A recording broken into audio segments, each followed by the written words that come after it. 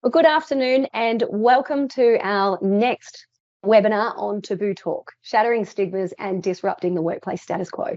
So today I brought with me a panel, and it's going to be more like a conversational discussion because I've got some pretty awesome humans who I not only love personally, but they bring a wide range of experiences and really interesting conversation to the table. And so Luke Johnston, who is fabulous in his own right, is one of our presenters, and Luke's got a plethora of information. He's got amazing stuff that he'll bring real life examples.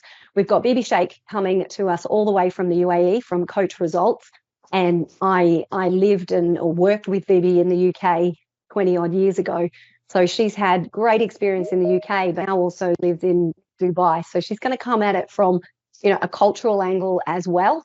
We've got Mandy Johnston, who is our very own marketing and operations professional. Mandy is fantastic. She's going to come at it from including what it's like to be an employee at the heart of all this stuff so that you can really get a wide perspective on things. And then, of course, myself. So I'm Sam, Director of Kinetik Global.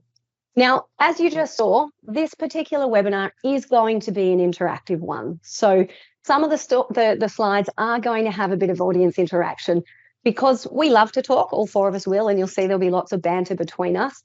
But at the same time, if we're not giving you an hour of power that actually answers your questions, then we wouldn't be happy with the final result. So feel free to use the chat function. We will respond to you. Anything that we don't get to respond to live on air, we will actually follow up when we circulate this. So you'll see that the webinar is being recorded, and that you will get a copy of it. So anyone who can't be with us live will also get a copy.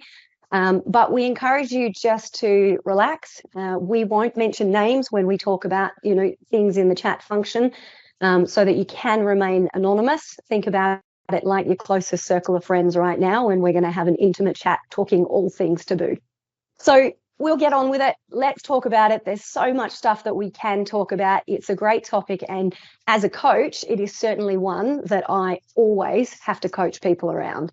So, Luke, I'm going to chuck it over to you for you to do a bit of an icebreaker for us. Okay, let's kick off with a simple icebreaker to encourage some participation. A simple, apparently harmless question. Are you a dog or a cat person? Type your response into the chat. And you may identify as neither, or you may identify as both, so feel free to type that in if you want to as well. Over time, I've had the full menagerie of dogs, cats, horses, chickens, pigeons, galahs, ducks, canaries, fish, sheep, guinea pigs, rabbits, and even a snake. So I could say both. But I haven't had a cat for over 30 years, so I'll say I'm a dog person. Talk about overanalyzing a question. I'm with you, Luke. I'm a dog person, although you guys have influenced my children so much. We've got so many pretend pet snakes in our house that the garden hose is the emotional Gary, the garden hose snake, and the iPhone charger in the car is Sadie, the super cool snake. We've got several dog lovers here today, and one dog and cat lover, so that's a good effort all round. I'm a dog person as well, as those who may know me, a crazy dog lady, maybe. So yeah, it's a simple, harmless, fun icebreaker, but there's already potential for division here. We have got one person who's identified themselves as the crazy cat lady, and so they're standing out from the crowd. Unfortunately, Bibi hasn't joined us just yet, but Bibi doesn't have animals at all because she lives in the United Arab Emirates, and it's a different environment there to have animals and so forth. So there's always potential there for us to sort of identify as slightly different, and for the crazy cat lady, who's been very great in coming forward this time, to shrink back and say, hang on, I don't know if I want to say I'm a crazy cat lady when everyone else is identifying as a dog person. Talking about cats and dogs and stuff should be relatively safe. And if you're listening to Triple J this morning, they were actually talking about it as well, and about whether you should let them lick your face and all those sorts of wonderful things. But it can lead to being a taboo topic. I had an experience in a call centre in rural New South Wales where a staff member told her teammates how she hunted feral cats and turned their skins into hats. She hated the damage that feral cats were doing to the local wildlife. Unfortunately, some of her team were raising kittens and abandoned kittens and reharming them. Discussion got toxic. Nobody tried to find common ground. Formal complaints were lodged. Nobody managed that well.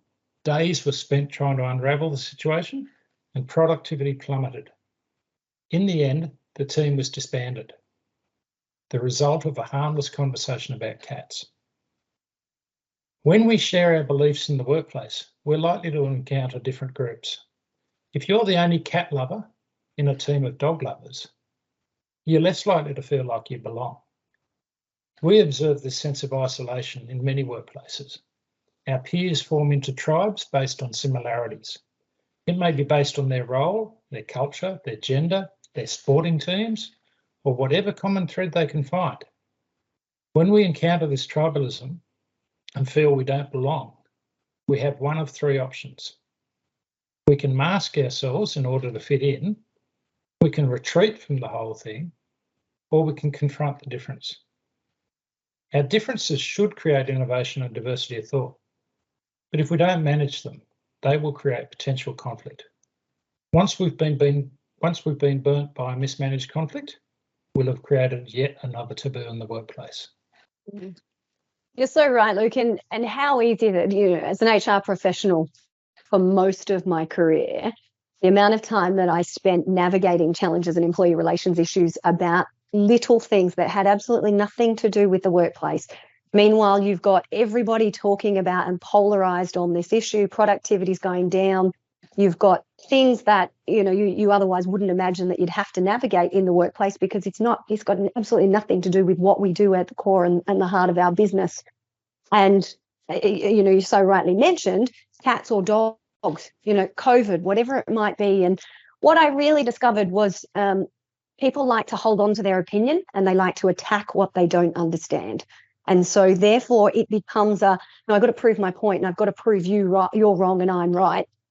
And so if we can learn to just accept and get curious about what we don't understand, if we can learn to appreciate that we are all different, and that's what makes us all amazing, and that's also what we have to make a high performance team, different perspectives and different opinions. Otherwise we'd all just, going around like the Lego people, just yes, nodding and doing the same thing. And if we can appreciate that difference is actually good and not a threat, then not only would a workplace be better, but the world would be better. The world would be far better if we're not all just trying to push our own point and prove that we are right and then stand over other people with the tactics to do so. All right. Absolutely. Let's get into our first poll that we're going to do. Actually, I'm going to give you some examples of what I have seen. And there's one in particular. When I told Mandy this story, her jaw nearly hit the floor, and it often does silence a room. But some of these things are what we would consider, taboo topics, or what most people are telling us they would consider. So death, gender transition, sexual orientation, miscarriage, medical preference, financial situation, eating disorder, self-harm. Now, when it comes to death, obviously it's a hard thing, but it's an inevitable thing. Death is going to happen, and it is probably going to create trauma, for anyone connected close to it. Now, I coached a woman whose husband tragically died in a car accident, and left her a widow with 2 young daughters and with a business that she had to inherit and take over. Now, when I coached her, one of the things she said to me was, Sam, when I lost my husband, not only did I lose my best friend, she said, but I lost every friend that I ever had. She said everyone was kind of, they were great in the beginning. They were there, they were hugging, they were, around me doing what you do when somebody is grieving. And she said, but then slowly they stopped calling because they didn't know what to say and they didn't want to make her cry. So every big milestone that started to happen, like that person's anniversary date, like that person's birthday, like Christmas, she said people just didn't even call me. Not only did I lose my best friend, I lost all of my friends. It was the most loneliest period and point, of my life. Now, obviously, you then go down this whole, spiral, mental health herself, and she knew she had a purpose and she knew she had something to live for. But what you can see there is from the rest of us being more self-concerned about how we might make someone feel, we're actually holding ourselves back from what is so important, and that is that connection piece. So for any of you who've ever been in a classroom with me, you'll hear me say connection over perfection. And what I mean by that is it doesn't matter if you fumble. It doesn't matter if you get it wrong and you say the wrong thing. Make the connection. Once you've made that connection, you know, if you do say something that might feel a bit insensitive, the other person knows it's coming from the right place. So in that particular situation, she just would have loved someone to reach out, even if they said nothing, to sit with her, to feel like she hadn't done anything wrong, but she was feeling so polarized. Yeah, So I think Sam, we've all been in that. Sorry, we've all been in that situation where we've been at work and someone may have lost somebody and they're grieving, and you just really are. Everyone's treading around on, you know, pins and needles, making sure that they don't say the wrong thing to upset the person, because they really don't want to, you know, I guess have to deal with upsetting someone, but also then have to deal with the emotion of it all as well. Absolutely right. And because it really does, like, you know, with Mandy, we're exceptionally close team. And so something's going on in your world, it's impacting my world, and we're all feeling that emotion. So when something does happen, and I've certainly done mental health training with teams where there has been a suicide, whether that be with an employee or whether that be with, you know, a family member, the impact is felt far and wide right through that organisation. And so we've got to understand that at the heart of all of this, whilst we're being, you know, self-consumed about, I don't want to look silly, or I don't want to say the wrong thing, or I don't want you to feel upset, there is a human with emotion. That we are gregarious people, humans, and we, you know, we live in communities, and we like that connection piece. So it's often that reach out, and sometimes people want to talk about it and sometimes they don't, and that is okay. It's all about them in their own time. Sometimes people want to go back to work because they just want to keep busy and they don't want to talk about it. Sometimes they do want to take time off.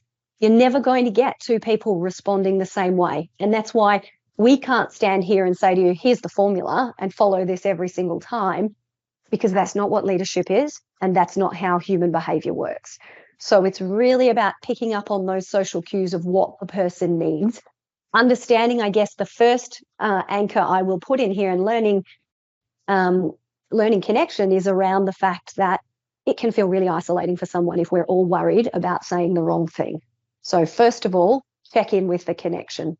And that connection might be something simple as, hey, you doing all right? I know that things have been pretty bad for you right now. Do you want to go and have a coffee?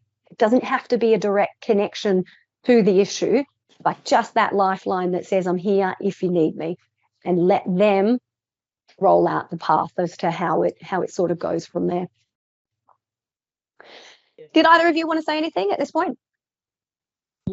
As Sam says, you don't have to force a conversation with the other person. It's just being present, just having a coffee with that person. And you might not say anything in that whole 20 minutes that you're having a coffee, but they're going to feel some connection. They're going to feel that somebody cares. They're going to feel that somebody is there for them. So you don't have to force a conversation, and you don't have to discuss the taboo topic. You can allow things to drift around it, and you can allow people to sort of bring out what they're comfortable talking about. But you do need to be there for people who are going through a sad time. We had a miscarriage many years ago, and we weren't phased about it. It wasn't a problem for us. It was just the body doing its natural thing and so forth. But it was amazing how people retreated away because they didn't want to talk about it because it might be a sensitive topic. And it is that isolating thing of people will shy away because they feel uncomfortable. Be there, be present, be part of the conversation, and support your people. Sam, I was just going to flick back and say, if the audience are interested in participating in a little question about what's a taboo topic that they've encountered within their workplace or within a workplace, if you want to put anything into the chat. Absolutely. And whilst you are just sort of thinking about that, we've got some coming through now. All right, we will. Okay, death and miscarriage. Yeah. Yep. And miscarriage is one of those, interesting ones. I've had 2 pregnancies, and very fortunate that I never had a miscarriage. But I remember at the time when, you were told you don't tell people that you're pregnant until 12 weeks. And I remember saying to my husband, I said, why on earth would I not tell people? If I lose this baby, I want my friends and family around me being really supportive. Like, I haven't done anything wrong. Why are we treating this like it's a big secret thing? You know, we're really happy. We're married. We've planned for this. This is amazing. Why would we not be celebrating this? The other flip side of that story, when I've spoken to people, is, yeah, but then you have to go and you have to tell people, actually, we're not pregnant anymore. And that brings up the pain, you know, twice as much. And so I guess, you know, it just creates that there is no one size fits all. There is always, you know, as something feels like it's so obvious for me, why would I not do it? Someone then shifts my perspective and says, yeah, but, and then I start to think, you know, far and further and wider, and kind of go, you know what, you're probably right. There is that side of the coin as well. And only you can decide how you want to deal with that and whether you would or wouldn't do it. How's our poll going, Mandy? What have we got come through? So we had death and miscarriage, infidelity in relationships in the workplace, mental health, drug and alcohol abuse, and domestic violence. There's a few different ones there.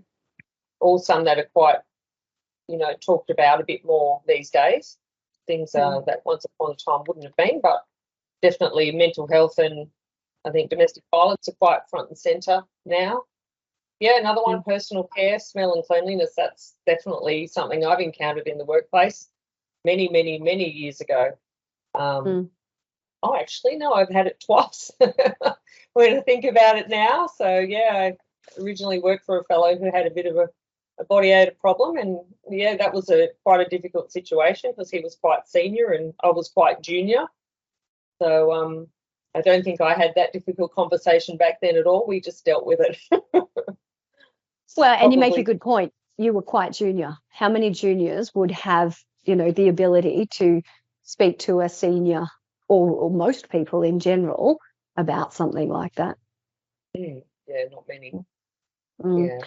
And I think the evolution also is that, you know, lots of companies have EAP providers now as well. So, you know, some of these things I can see, gambling, alcohol, drugs, you've actually got lifelines through that sort of EAP provider, apart from the fact that, you know, we've got other great free resources out there that you can call. EAPs are fantastic because generally there'll be a number for the employees and a number for the leaders. And so the leaders can not only call from a sort of employee personal perspective, but they can often call to get advice on how you might actually deal with something. And as I said, everything is always different. So they will be able to contextualize a response based on that situation happening at the minute. Yeah. Beautiful. All right. Well, we'll keep those in mind. They'll be up there in the chat. Infidelity happens in workplaces all the time. And then land in the lap of HR. Hello to our HR friends who are on the line. I saw there are a few of you. And often, yes, it's very awkward. And then I remember one time there was a workplace relationship, and then they'd go sneaking off into the logistics stock room. And then I had to have this discussion with them as a young HR professional. I was like, this is kind of awkward, isn't it? All right. So why are we having it? Why was this the topic that we chose that we were going to talk about? Well, one, we didn't see too much happening out there, and we thought, well, this is actually a really good one because it's all well and good for us to give you different models and talk about things that are often spoken about a lot. You know, mental health would have a close linkage to this. We could have spoken about mental health, but we went, no, let's get right to the heart of the issue. The thing that makes people's, you know, skin crawl, I've got to have that really sticky period conversation with my female employee. I really don't want to, you know, those kinds of conversations, because they are real and they are raw and they absolutely happen. So we want to provide some value down that respect. So we know the evolution of workforce diversity has changed completely. And Luke's going to give you a bit of a landscape, you know, of where we've come from right through to sort of where we are now. We know that ultimately what we want to try and create is unified teams. And that means we've got to have inclusive workplaces, and we have to be creating psychologically safe workplaces. So if I am, hello to my crazy cat lady friend, if I am that one crazy cat lady in the organisation, I don't want to feel ostracized from how it's done here. Now, call it cats, call it dogs. I'm from Victoria, so I talk about AFL in Queensland training sessions, and I nearly get tomatoes thrown at me and booed out the room because everybody's NRL. I'm Carlton supporter, so that also gets tomatoes thrown at me when I reveal that. But, you know, it doesn't really matter what it is, and that's what we were trying to say at the start, that it could be a topic that seems exceptionally harmless. It could be the workplace we want to do a Melbourne Cup dress up. But then, obviously, we know if anyone's ever been to the horse racing, there are protesters also out the front of most meets that are saying this is animal cruelty.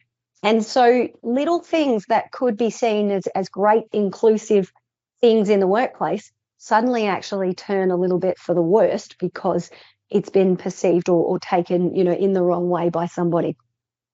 Now, we've obviously, you know, for those from Queensland, New South Wales and a few other states, we've had the psychological safety code roll out just recently. Now, this is a code. It is not legislation. However, it's not going to be in your favour if you present to the Commissioner at some point and you've shown that you've not paid any attention to the psychological code. So what that is all about is we now have a duty of care to make sure that not only are our employees safe from a physical perspective, but from a psychological perspective. And there is a range of things that fall under what, you know, it constitutes. We've got that duty of care that I mentioned. We've legally got that duty of care. And then we've obviously got different health and safety laws. We've got, you know, bullying, harassment, all of those different things. So first of all, there's that technical side of things. But at the same time, we want to increase awareness. We want to help with improved communication. We want to be able to help you address these particular issues, empower yourselves and your employees to have these conversations, and basically get people to understand, let's embrace diversity. Now, I think, you know, as I said before, this is a message that if we did more of this at a higher level, where we're actually doing it on a world scale, then the world would be in a better place. All right. So we want to create inclusive kinds of workplaces.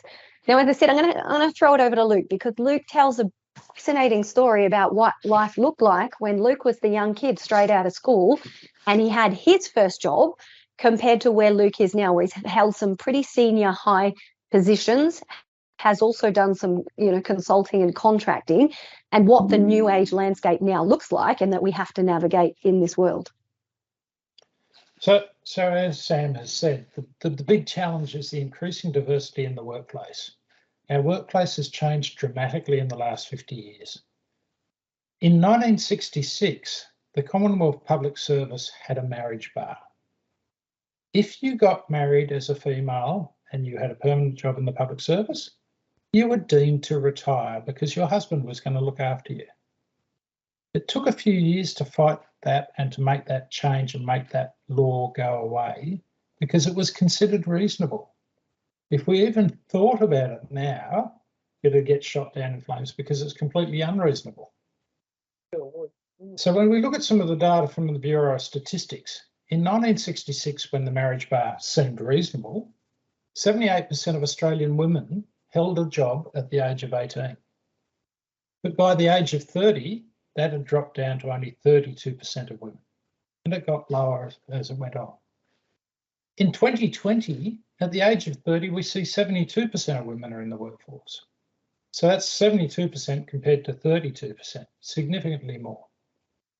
Changes to law like the marriage bar, the Parental Leave Act, the flexible work, discrimination, etc., have increased the chance of you working with a woman. Now that they've actually got a potential career, they're also likely to be a more educated woman. In 2021, 29% of the population were born overseas. This figure's been steadily growing since 1947, when only 9.8% of the population was born overseas. The age of jet travel has opened us up, and now we're part of the global village. I joined the workforce 40 years ago. I worked in a white, Anglo-Saxon, male-dominated environment. My managers were just like my parents. They didn't talk about anything that might be contentious. Theirs was a generation when you didn't discuss sex, periods, cancer, and a host of other taboo topics. If you'd gone to an all-male school, you were even more insulated. At best, you giggled about these topics, but you certainly didn't try to understand them. When Mandy got breast cancer, both her parents and my parents warned us not to tell our children. They are a generation that suffered in silence and kept secrets. Silence rarely resolves the problem. We learn from our leaders and we pass those lessons on to the next generation of leaders. Unless we break this cycle of not talking about topics, unless we learn to talk about these topics, we will continue to mismanage them, wreaking havoc in the workplace. So true, Luke. It is, and you know, the apple never falls far from the tree, that kind of concept. And, you know, whether it be conflict, some people avoid conflict at all costs. And again, that never helps the situation. So being able to acknowledge it, and, you know, as you've just said there, not only have you guys had a miscarriage, but you've also, Mandy's had breast cancer as well. So, you know, there's been a number of things. And if all we ever do is kind of go, oh, we'll just pretend that's not kind of happening, it doesn't really help Mandy's mental health. It doesn't really help that connection piece. Like, she's already navigating this and trying to deal with this stuff, and then being isolated or ostracized as a result is really not helping the discussion. We found it quite interesting, actually, because originally when I was diagnosed, obviously it was quite a big shock, but, you know, we kind of handled it with humour, as Luke and I both do, and I think a lot of people thought that was quite strange, but I think it also then allowed people to be able to respond in a positive way. I do remember, and this is kind of a little bit off topic, I guess, but we went to a theatre night one night, a local theatre group, and it was a fundraiser, and I was having treatment, so I had no hair. And this lady from a local business said to me, "Oh, whose cause did you shave your head for?" And I said, "Oh, my own." And she was just like, oh, I've just totally said the wrong thing. And I said, no, it's fine. You didn't know. But yeah, that was quite an interesting reaction. I think she was not expecting. Yeah, and it is hard. My little nephew got leukemia at 10 months old, and the diagnosis wasn't good at that point because they said he's not yet one and he hasn't really formed much of an immune system at this point. And, you know, people just didn't know what to say. How do you say something, you know, and not just to me, I'm only the auntie. Imagine to the parents who are living at Ronald McDonald House for 10 months as they go through ongoing treatment. And it's really isolating and just, yeah, it's the wow, shock and awe, and don't know what to even how to contribute to the discussion. All right, well, we're going to do a little bit of a gear shift, but before we do, we have had the amazing BB Shape join us.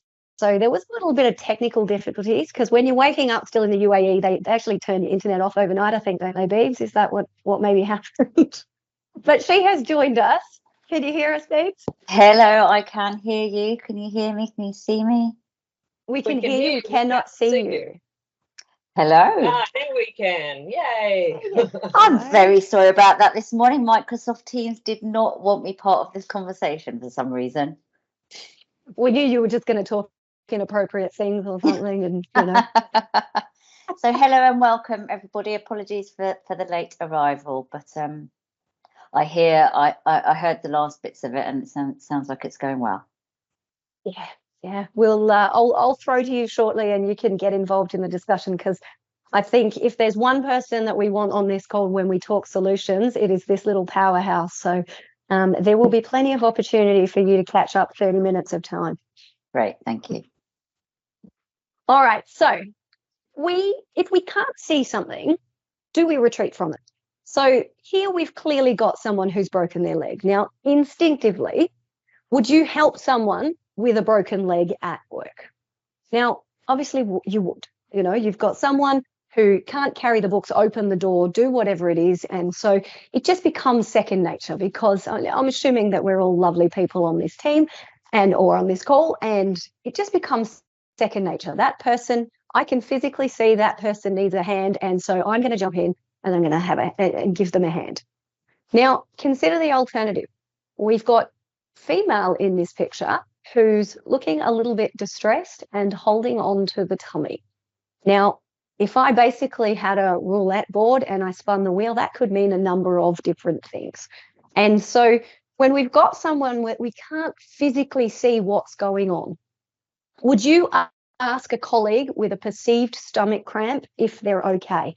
Now, it might not be the stomach cramp, it might be something else. But what we're trying to get you to understand here is that if you can see it, it's easy to understand it.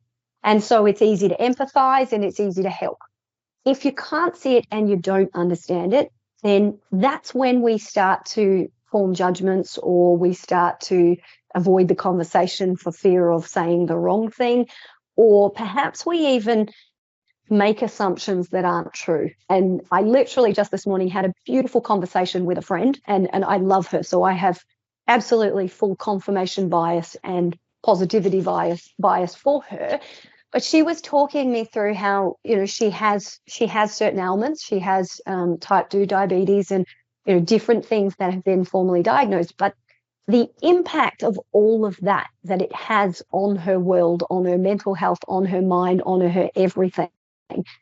And she was talking me through that. And it was, in that very moment, I was shifting my perception of lots of different things. And it's easy to do that because I love her and I have confirmation bias.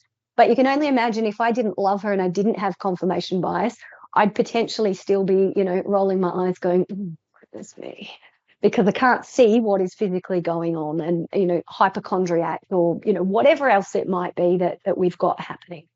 So just be conscious as we enter into this discussion that, if we can't see it, do we tend to retreat from the conversation, or do we make negative assumptions? Do we fill in the gaps of things that we don't know, rather than just having an open conversation, blank canvas?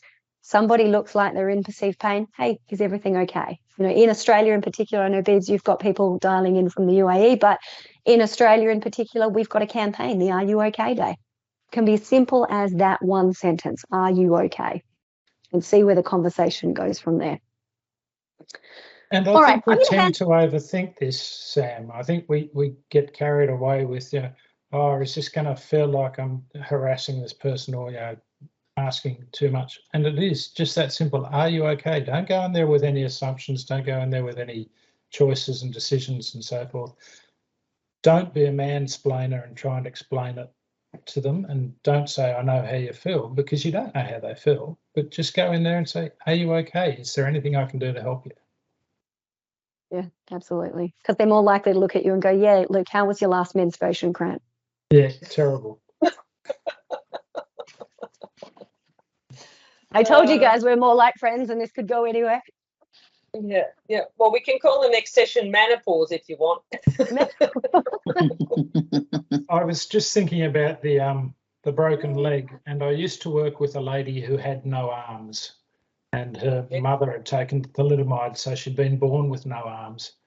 And you'd offer to help, and the worst thing you could say, and it always rolled off the tip of your tongue, was, do you need a hand? Mm. And she'd just respond with, yes, please, 2 of them. Good sport. But she laughed it off, we laughed it off, and you just made sure you helped that person. Yeah. And that's the big importance there, is know the audience. You say it once and then you apologize and you say, look, I'm really sorry. But if they're like, no, it's funny, and making a joke, it's kind of like, okay, well, this is obviously their way of coping and that they're happy with. Now, obviously, in a workplace, let's be careful of legislation and those kind of things, but I'm talking from a connection piece. Whereas others, you say something like lend a hand, and if they're still processing the trauma of it all, they may take that in a very wrong way. Yeah. And someone's just pointed out an appreciation of intention. So, yeah. Absolutely right. All right, Mandy's going to talk to us about our first big taboo topic that we're going to delve into. Yeah, so we're going to talk about menopause, which, is something every woman goes through at some stage of their life. So before we actually dive in, we're just going to show this little video. If you can see on there is Adam Sandler and Jennifer Aniston and Drew Barrymore, and how they created a safe and non-judgmental environment when she had her first hot flush on TV. Sam, can you play the video? I think I'm having my first hot flash. Oh, that's wow. I feel so honored. I I'm so sorry. I think I finally. Do you feel this? Oh, I It's do. a really hot Internal heat. Or maybe I'm just that excited. I think you're that excited. It's a warm hand. Yeah. Yeah, you got a hot hand. That's good, because if it was cold, that would be worrisome. Anyhow. So basically, how embarrassing would that have been? I guess, Drew Barrymore is probably a little bit more accustomed to being in front of people and having embarrassing moments, but I mean, that could be anybody, and you could feel pretty awkward if that was a job interview. You're standing there in front of your panel and suddenly the sweat's pouring off your face.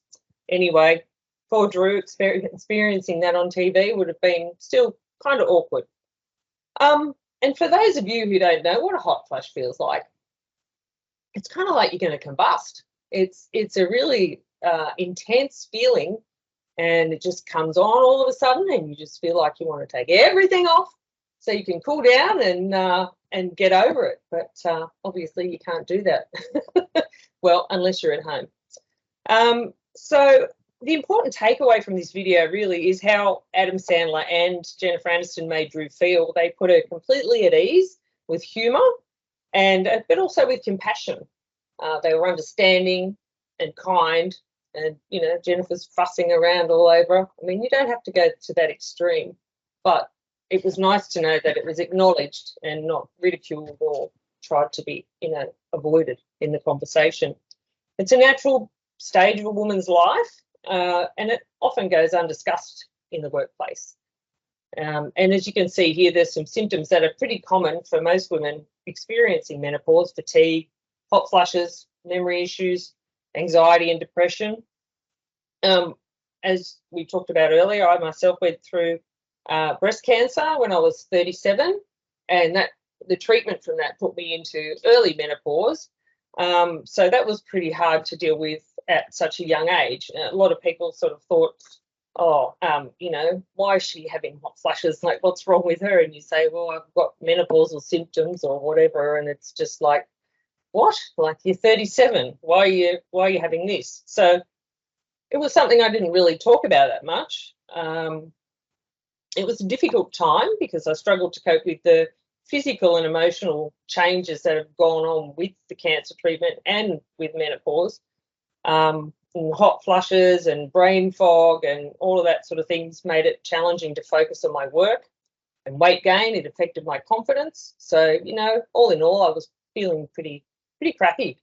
Luke often used to joke at night because I'd be in the middle of winter and we lived in the Snowy Mountains. It was about -6 degrees outside, and we didn't have a ducted heating or anything like that. We just had an old wood stove, and I'd be fluffing off the doona, and he'd be saying, "Oh, I can wear it." And I'd be like, "I'm dying. Aren't you hot?" No, I'm not hot. Anyway, so jokes aside, outside of home, I found it a bit embarrassing, and I was self-conscious about it. My boss was a man, and he was a lovely man, and I didn't want to have that conversation with him, though. He had 3 daughters and a wife, but it wasn't something I really wanted to talk about with him. I think I could have, though, if I had needed to. Luckily enough, I also worked with his wife. She was my peer, and we could have that good conversation because we had a really good connection. So I'm sure she probably informed him of what was going on, but it was nice to still be able to have that conversation with her and have that understanding as a whole. But regardless, it's not just me. Many women find it hard to talk about, regardless of their age or when they might be going through menopause. There's still a stigma attached to it. A lot of people view it as a sign of aging or weakness or incompetence. And it can make it difficult for women to seek support and understanding. It makes them feel isolated and maybe, a bit anxious about things. So what do you think? I think anxiety, I was just about to say, I think anxiety is one of the key things there. Can you hear me? Yes. Yeah. Perfect. Because, all of these symptoms, whether it's menopause, whether it's grief, whether it's periods, whether it's midlife crisis, they all manifest in a different way in every individual. And so we've got to be careful of assumptions in terms of, you know, oh, so someone told me that this is what happens, and so therefore I'm going to go right in there. And as Luke mentioned before, it's not about sort of, you know, saying, can I address your issue? It's about, you know, are you okay? You know, can I help in any way? You know, you were mentioning there, Mandy, about, you know, how you feel, and myself. I go through an anxiety. I go through a moment beforehand where I feel physically sick. You know, my head starts swirling before I have that hot flash, and I can't focus.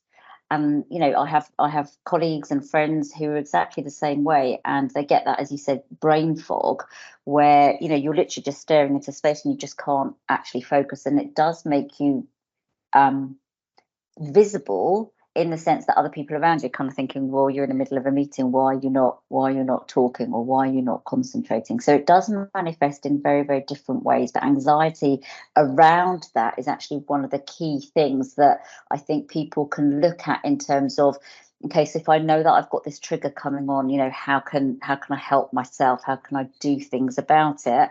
But also bringing up the conversation with people, as you said, you know, you could have talked to your boss potentially about it, but you had someone else and you felt good about it. It's about choosing the right person that you feel comfortable, first of all, testing the water, making sure that you can have that conversation. Because again, when you're exploring that conversation, you don't know what's actually going to come out because you've not talked about it before. You don't know how someone's going to react. So it really is trying to find your way when something like this happens with the people around you, but also internally. And I think that whole confidence thing in being able to say, actually, there is nothing wrong with me. This is a part of life. You know, it's like grief. It's like, you know, things that we just go through when we're teenagers. And it actually is just making yourself feel comfortable and confident that actually there is nothing wrong, and actually if you want to talk about it, you can, but you've got to find your way. And I think what's really important about bringing this conversation up is that there are people out there who you can talk to, who you can sort of find that way with, first of all, to get that comfort level, to bring that confidence in. So you know, thanks, Mandy, for sharing your story, because yeah, at the age of 37, people do look at you and kind of go, what do you mean? You know, and they don't understand it. And that then in turn makes you feel less adequate as well in yourself. So thanks for bringing that up. Yeah, that's all right. I mean, at that sort of age, you don't even really have menopause on the radar. I think that's light years away. Yeah. Yeah. What a response from you, Beebs. Can I just say, wow, guys, I promised that when she came on, she's a little weapon.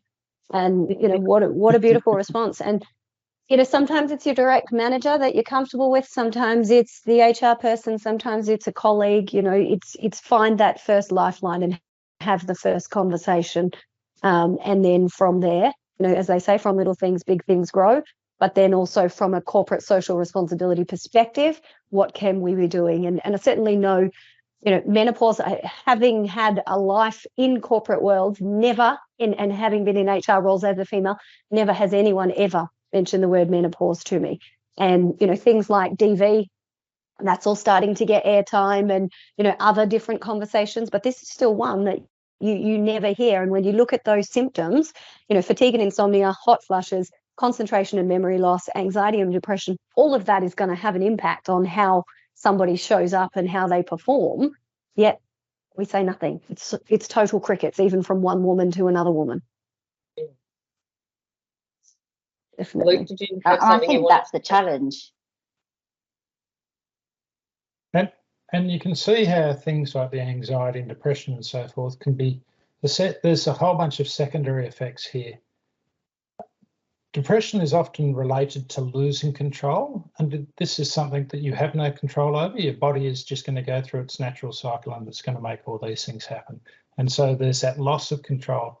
There's a loss of identity. I've recently semi-retired, and suddenly you sort of wonder who you are, because you're not the vivacious, fertile female you were before.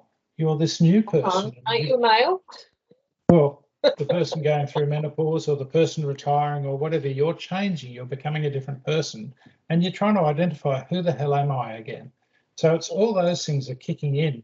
You've got relationship challenges at home as your partner's going, what's going on here? Why is this different? You know, what's happened? Why doesn't she love me anymore? And it's not about being loved or anything. It's just there's a whole bunch of things happening in her life. So there's so many things there that are happening there. And if you can be supportive, it's scary for a bloke to have this conversation. And I'm loving that Cherie's chiming in with gender inclusive, etc. But yeah, how do I have this topic conversation? How do I provide some support? And it's earlier this again, week. are you okay? Is there anything I can do to help you? And I think also it's a generational thing, isn't it? Because, you know, historically, it wasn't a topic that we spoke about.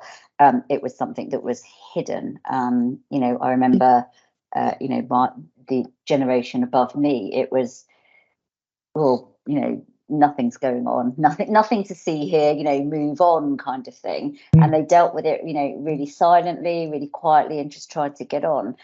And, you know, I'm approaching this stage in my life and I kind of look back to aunts, you know, parents and things, and I think, oh, you know, when my mum was kind of going, I know what she was doing now, whereas, you know, historically I didn't know that. And I talk to people of the older generation and they're like, oh yeah, but, you know, don't need to mention it, don't say anything to your husband, don't do anything. And it's also breaking that, as we say, stigma around, well, actually, it is just something that naturally happens. And if we silence it, then actually we are silencing a part of ourselves. And therefore, that's where that lack of identity comes into play, as Luke just mentioned. So, you know, then we start questioning, well, who am I? How do I transition into this next phase? Whereas actually now, I think, now that it's coming into the fore, why don't we embrace it? Actually, this is brilliant. This is almost like, you know, my teenage years where I transition into something new. It's not great when you're going through it, but then all of a sudden, you know, you become that adult. And I think if we can get the message of, actually, it's just a transition, you're just going through a next chapter of your life, create something. You know, it's like retirement, it's like moving job. What is that next phase going to look like? So it can almost be something that you look forward to, even though the symptoms of it might not be the best thing, but it actually allows, it's the next chapter in your journey of life, I think. And being able to frame it positively might help with the things like the anxiety, the worry, the silencing aspect of it. Yeah, definitely. So, you know, thinking about what we can do to help with taboo talk or sensitive topics, you know, of any kind, really, not just focusing on menopause. You know, ask yourself, I guess, if I was in this position, be it menopause or otherwise, excuse me, what kind of things would I be wanting from my employer? You know, would you want them to normalise it so that you don't have to suffer in silence, create awareness, that sort of thing? Or what kind of reasonable adjustments would I require to make life a bit more comfortable for me, to help me with this particular issue that I'm dealing with? And also increasing awareness and normalising these things within the workplace. You know, you don't know who else is feeling the same way. Someone else, there could be half a dozen people within your organisation that might have the same issue as you that you just don't know about because no one's talked about it. But bringing it to light, you can actually all then join together and be able to talk about things, and you can become, you know, more in. Sorry, I've just lost my train of thought. Must be menopause. We'd touch you like Jennifer Aniston did, but you're on the other side of the screen. I was just going to ask: is there anything, you know, that anybody wants to put in the chat box with regards to what they would want? You know, if they've got a specific situation, how they would want it to be brought up, or how they would want to bring it up but feel that they can't. Are there any comments from any of the audience at all? I feel like we do have someone who wants to say something, because there is a little human or a little emoji face with a hand that's just gone up. So perhaps if you want to just... might have been a high five. Oh, is that a high five? Yeah. Okay. as we're chatting, feel free to pop stuff in there, because as I said right at the start, we want to make sure this is an hour of power for you all. Now you can see what's on the slide. You can see what Mandy's talking about there. First of all, normalize these things, increase the awareness, make any reasonable adjustments. I've said it right from the start. Be curious. Curiosity, having leadership curiosity, can help facilitate open-minded and respectful communication. No one size fits all, and so it's about being respectful about the other person, the other person's individual. Some people are really blunt and honest. So Mandy and I could pick up the telephone and have a conversation with each other, and we'd get straight to the point about, what the emotion is, or the problem, or the how we're feeling, or, what our kids have done to us, or whatever it might be. Whereas some other people, they don't like direct communication. And so it's more of that, it's that lifeline hand, reach out. How are you going? And see where they do take it. So we've had one come through. So challenge depending on work environment to develop that trusted channel to raise issues, and encouraging staff to use the channels. I think trust. I think trust is a massive, situation here, and I think the corporate world is definitely changing from that sort of hierarchical structure where there wasn't necessarily trust engendered as a peer level thing, so as an equality thing. And I think as time moves on, we're building more and more trust. People are being more open and understanding around, actually everyone is different and we need to be more inclusive, and with that comes more open communication. But you're right, there needs to be trust, there needs to be psychological safety where people feel that they can actually say something without the fear of being attacked or being isolated or being told that what they're talking about is absolute nonsense. So if you're a leader, then creating that environment of trust, psychological safety is really, really important for you and your team. But if you're somebody within an environment where you don't feel there's trust with your leader, then what are the things that you feel that you could do in order to start encouraging that? And this is where traditionally leaders, particularly males, have always thought they've got to have all the answers, they've got to know how to fix everything, and they've got to have all the solutions. And you don't have to. You can be humble and you can say, talk to me, tell me what's going on, what do we need to do for you, and how can we help you? And show a bit of a human side so that people feel more safe talking to you and sharing what they need. And when we start looking at reasonable adjustments, deliver on what you promise. We'd had people saying they had challenges and they needed fans and stuff like that. And then the building facilities, people said, oh, you can't have fans because it's an air-conditioned building. And they took all the fans away. And so we had to have that fight back of, no, we will have fans. And if your air conditioning can't cope with it, that's your problem. It's not our problem. So making sure you go through that process of supporting people and not mansplaining it all to them, not telling them how to fix it, not saying, I know how you feel, but, okay, what can I do to help you? Sam, we've had a message there, is there any tips on how they can help to develop it from the bottom up? What would be your suggestions? I think was it we're talking about trust in particular, because that was what BB had gone down. And I think, what are the easiest ways that I in leadership training teach people around trust is we'll get a blank piece of paper, we'll write the words trust in the middle, and I'll say, okay, so come and give me some inspiration around what builds trust.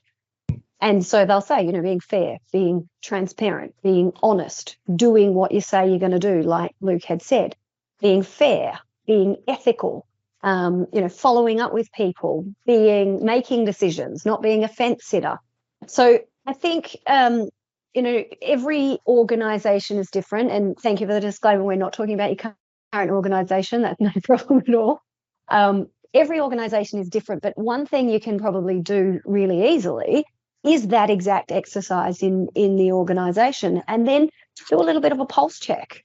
What is the level of trust or the level of psychological safety in this organisation, and what can we each do to make that better? So what is the gap between how we are behaving right now and this beautiful list that we have come up with on the other side. Now, you don't want to make anybody feel bad, but it's a beautiful opportunity to kind of say the only person you can control is you. And if you don't want to be having this same conversation in 12 months' time, then what are you going to do today to start making a difference and to build that? So the other one that's come up. Trust yeah, other people so in your team to be able to assist. Yeah, absolutely. definitely. And it's, you know, and Bibi had already said, it's pick the person that you feel comfortable with. So it's not always you that you have to be the solution finder as well. So it's about using the whole network and the whole organization, or even tapping out when it's not your skill set and kind of going, you know what, I actually know nothing about this. However, I've got someone who probably, if you're comfortable, I will introduce you to them. And I really think that you guys would have a great connection and they'll be able to help you. Or I know from, you know, feedback that the EAP system has, you know, a fabulous support network with what it is that you're going through. And so helping with those solutions, you know, I always say in leadership training, it's not about you, or even particularly mental health. It's not about you having all the answers, but it is about you reaching out your hand, being inclusive. Yeah, and then and I was going to say the notion of speaking up is just really apparent here and needed. You know, Sam, Mandy, Luke, and I do what we do because we feel passionate about wanting people to develop, to grow, and to be to feel safe in being able to talk about what they want to. But that takes courage, but it also takes the right environment. But it is about, if you do feel passionate, and if we've got you on the line here, then we guess you do feel passionate about one of those areas. And so, as difficult as it may seem, speaking up will create people going, oh, what are they talking about? Oh, yeah, I want to talk about that, but I don't feel courageous enough. And then what happens, it's like a magnet. You get people who kind of go, who come out of the woodwork and they go, oh, yeah, no, I've had that situation as well. And you find that you're not alone. And this is where that movement is created, your awareness is created, and then things are actually done about it. So don't feel afraid.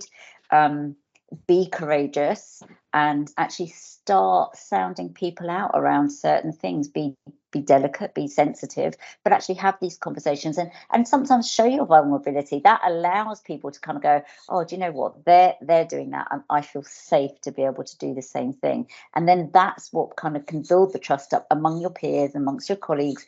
And then the leaders kind of look in and go, oh, what's going on there? We need to do something about that. So I think creating that movement. And HR come knocking on my door after I've done a training course, and they kind of go, what have you done to my team? They're all like saying, oh, we need this, we need that. But they love it. They absolutely love it, because they're not in a position to just kind of just go in there and go, we're doing this. It really takes sometimes the external support or the passionate people to kind of say, right, come on, rev this engine up and let's go with it. So we're all here for anybody who wants to take this offline. We're all here to give support and advice on an individual basis as well. Sorry, Sam, I kind of cut you off there a little bit. I love it. I think that was so important to say. So we are nearing the top of the hour. Before we round out, does anyone want to say any final comments, or do we have anything someone would like to type in that we may not get a chance to acknowledge here on the thing, but we will absolutely create the response and circulate it? Just addressing that, the challenge in the work area to get people to share and so forth. A lot of organisations are developing belonging and inclusion strategies where they have a own difference approach. And each week or whatever in their newsletter, there's people sharing their different stories of diversity. It might be somebody talking about the handicap that they have. It might be somebody talking about the challenges of their religion or their gender or whatever they're going through. And if you can start to share those stories, other people will jump on board. And as long as the leadership is showing leadership and looking after those people and making sure it's a safe workplace to do it, those stories will spread. When we mentioned to people that Mandy had breast cancer, it was amazing how many people around us had also lived the experience or had shared the experience and could give us lots of advice and support. So if you can encourage those sharing those stories, it's a great approach. Yeah, that's a really good thing. Yeah. Love it, Luke. That's really good. All right. Well, thank you all for coming to join us. As Bibi said, we love what we do, and we are more than happy to pick up the telephone and have a chat to anyone. So if there's something that you perhaps didn't get what you needed from this particular webinar and you would like to talk to us further, just reach out to us. Email us. Probably the easiest way is admin@kinetikglobal.com. We'll put that in the email. For anyone who does get this recording or was here and joined us, we'd love to offer you a discount on our services and a free 30-minute consultation. So we've had, great stuff there. Someone said brilliant session and suggestions. Thank you so much. We really do appreciate it, and we'll see you on the next webinar. Thank you. You're welcome, everyone. See you next time. Bye.